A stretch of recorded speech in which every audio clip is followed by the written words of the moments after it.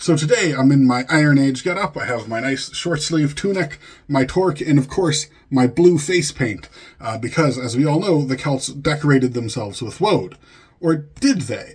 There actually isn't good evidence for this. The evidence that's traditionally cited is a passage from Julius Caesar's commentary on the Gallic War, where he describes the Britons as some would say, coloring themselves with woad as a sort of a form of what we now might call body art.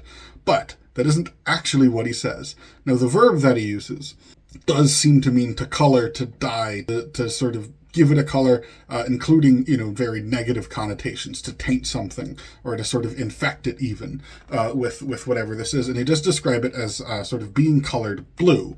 But the actual sort of noun he uses, the thing that's doing this, is withro, which comes from withrum. And withrum is usually in translations translated as woad.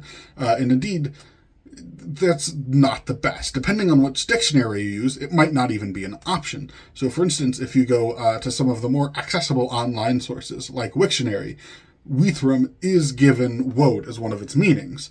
But if you go to, say, Google Translate, it doesn't. And I kind of have to agree with Google Translate on this one. If we actually look through the list of sort of derived terms from withrum, the way that has come down from the other Romance languages, these Latin-based languages, none of them actually have a meaning of woad. This is something that seems pretty unique to Latin, and not just to Latin, but to this passage. I can't actually think of a single instance where withrum is translated as woad outside of this one particular passage from Caesar's Gallic Wars. Every other instance, it's translated as glass. And indeed, that is what withrum-derived words in modern Romance languages tend to mean. Even historic Romance languages as well. It always seems to mean glass. So instead, what Caesar's saying is that they color themselves with glass, and this produces a blue color. And there's a couple different ways we could actually translate this. One, which seems to be sort of leaning into this more orthodox understanding of woad tattoos, is that the glass could have been an implement. So for instance, if you're sort of creating something where you need a really fine, sharp point to do something like a stick and poke tattoo, the way they probably would have done tattooing, assuming that is what's being described, then glass actually wouldn't be a terrible implement for it.